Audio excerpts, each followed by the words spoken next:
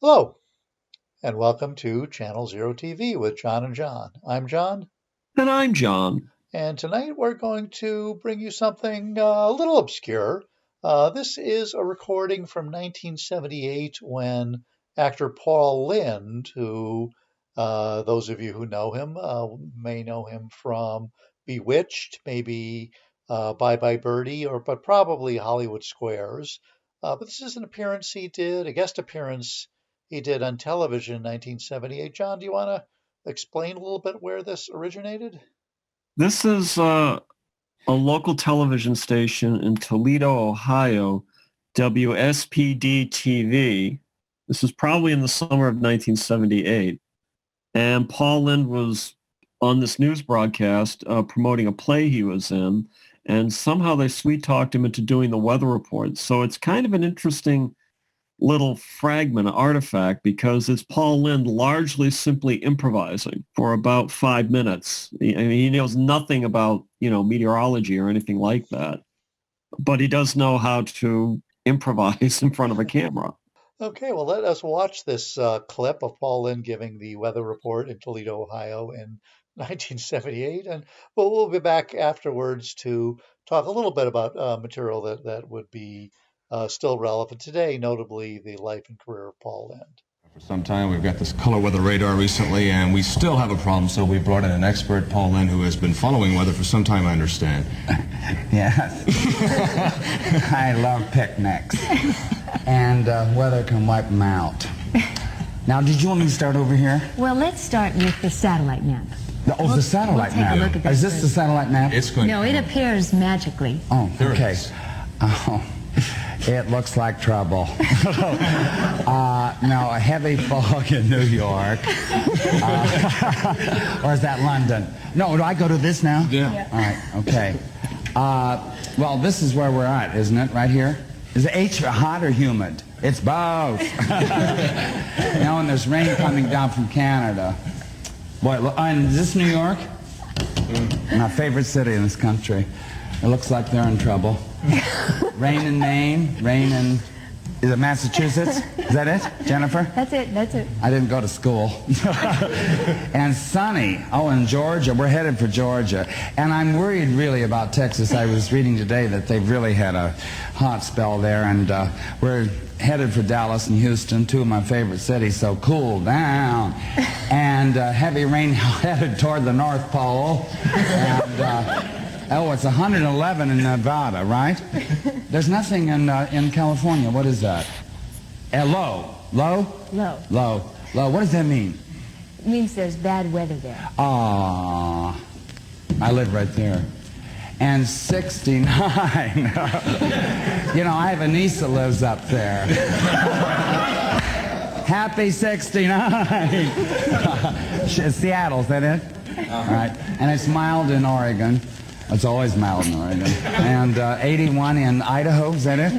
Idaho? That's Idaho. Okay, where's Utah? I want to tell Go you. down one. Huh? Go Right down there? one. No. Right here? What does that mean? Oh, what did that mean? Oh, the next map. All right. Oh. I'll pull down your set. No, you told me to tuck that in my pants. All right, we got it? Oh, Cleveland, 75. Toledo, which is very important, 79. Today was gorgeous. It really was. I was out by the pool all day. Columbus, we just left, 81. Dayton, 82. Cincinnati, 83. Indianapolis, 85. Fort Wayne, 83. Lansing, 84. Detroit, 83. Traverse City, isn't this dull? Alpino what? Alpina crackers. Mackinac City, 72. St. Marie, 78. And Traverse City, 86. I'm not even on the picture. Milwaukee, we're going there next. What's the temperature there, Jennifer? 72. 72. Oh, that's pleasant. Chicago, you come up. It'll be pleasant in Milwaukee. Okay, should we move on to the... To the radar. To the radar. Oh. It looks like I'm going to be a fortune teller. Detroit. Detroit. What is... Oh, here. Jennifer, you got a tough job. What do I say? Oh, high 81. That's today. Low 53. Air 60. Is it miles an hour? Oh, what is it? Air. And 26% centigrade, 79 Fahrenheit, 41% chance of twisters. Five what? 5. Oh, well, 30.01 barometer. Is that it? What is the 5? Because they want to know. What is it? Miles per hour. Oh, yeah, it's not moving too fast. Okay, that was the weather. Now do the forecast. The forecast. Oh, this is the forecast? No, it's... Oh, tonight. Can you see it? Clear, mild, low, 55 to 60. That's a nice night. You won't need the air conditioning. And no rain. That's more. Oh, tomorrow, sunny, warm, high 82, low 62. Oh, wait a minute. All right. Inland winds tonight, light and variable. Tomorrow, so we out of time. Tomorrow, boaters forecast. Oh, screw 'em. Sunrise, 6.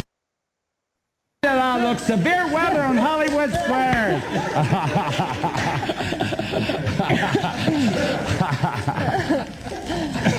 You get the picture? Get some ropes and tie yourself to trees. Okay? Is that it?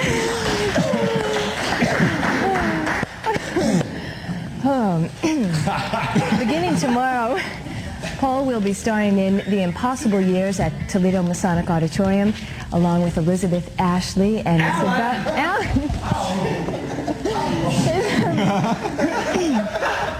it's about raising children. We'll have more in a minute. That was Paul Lynde in a ad-lib performance on Toledo television. I guess he was kind of coming through town and performing a play. Is that right? Yeah, Paul Lynde did a lot of summer stock with the Kenley Theater Group, who toured the Midwest, and their formula was they would always get an actor with like a big profile on television, and that could be anybody from William Shatner to Tallulah Bankhead. And they would drop them down in a surefire tested play like Don't Drink the Water, The Impossible Years, Arsenic and Old Lace, something like that. And they would charge rock bottom prices, like $1.50 a ticket in 1978. That's dirt cheap. And Paul Lynde did about 9 tours with them. So, he's back in Ohio. He was a native Ohioan. He was born in Mount Vernon and raised in Mount Vernon. So, this is probably very familiar territory for him. Yeah, that was sort of a charming, like, kind of coming back home. I think that's why he was invited on to the program to announce the show, kind of homeboy, but also to do the weather. And we should note, like, Lynde was one of a whole generation of character actors who really had to work for a living. If any folks are into this show, I'm guessing you may also listen to Gilbert Gottfried's amazing Colossal podcast, where he interviews folks like Larry Storch and other people who really kind of they would do summer theater so they can make a living in between waiting for a TV series or maybe a Halloween special like Paul Lynde did several of. So Lynde sort of being on the circuit doing what he could to kind of make a living was just very much part of his generation. I can't get over, though. I mean, it's like he went to his closet that morning to pick out the one outfit that sort of sold him as almost a caricature of a Hollywood celebrity. He's got the giant gold chain around his neck.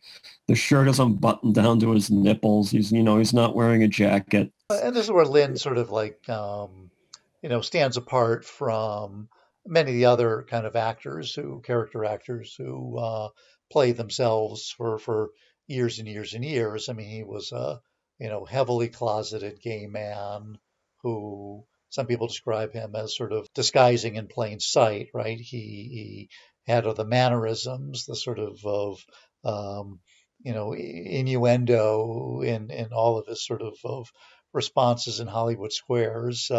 Even here, he was camping it up in ways that, if you think about it, he kind of, invented a sort of camp type that sort of other people who were in on it or kind of later felt much more comfortable than he did, sort of coming out of the closet, affected. He was sort of somebody who kind of created an archetype.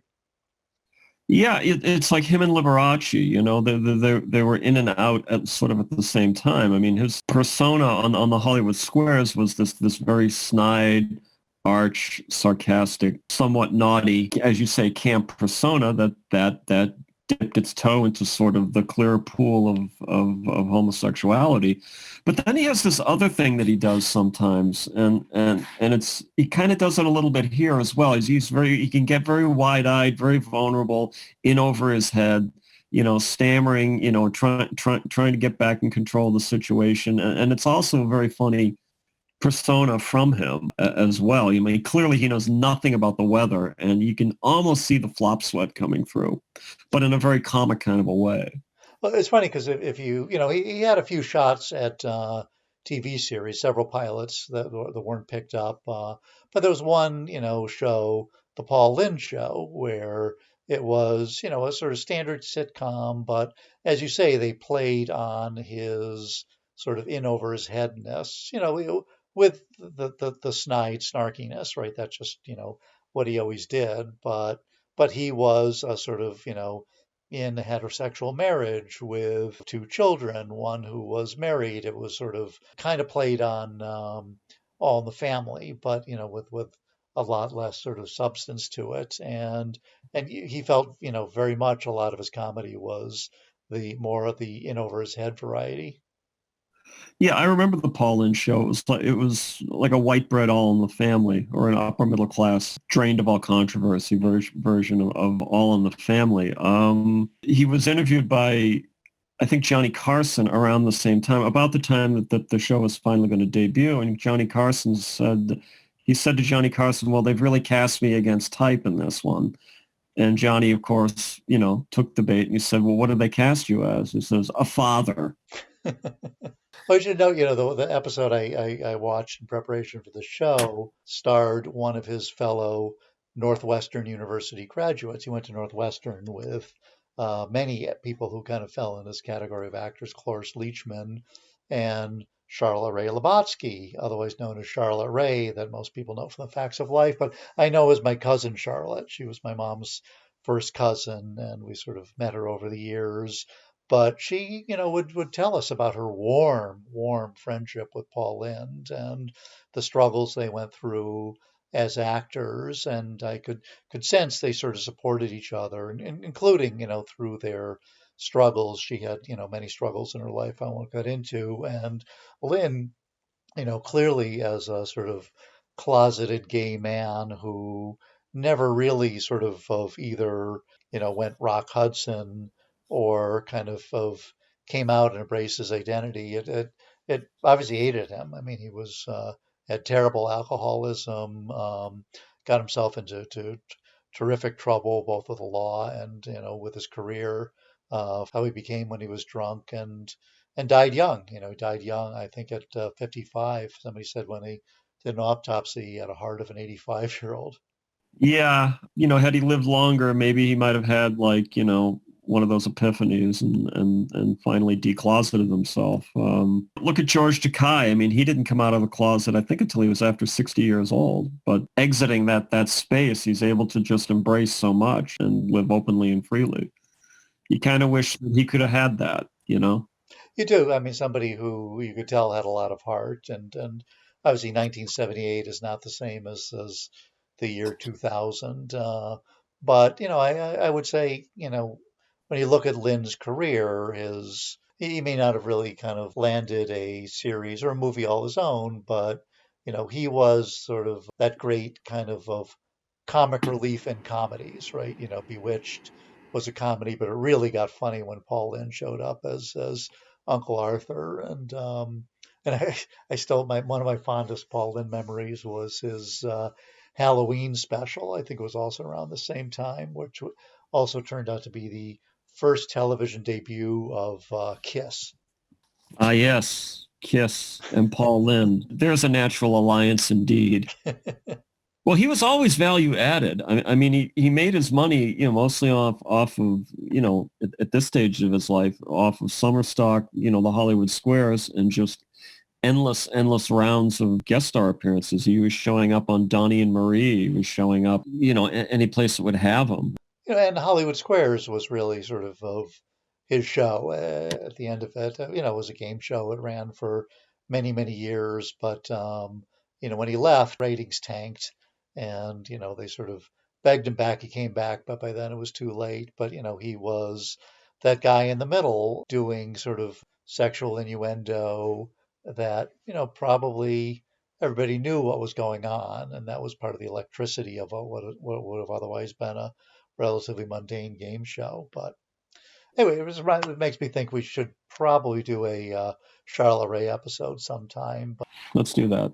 let's do that. But I'm glad you're able to join us for our tribute to someone who made a big impact on our childhood and many people's lives, Paul Lynde. So we'll pay tribute to him with this sort of somewhat obscure moment in his career. And we hope you'll join us next time on Channel Zero TV. Thank you.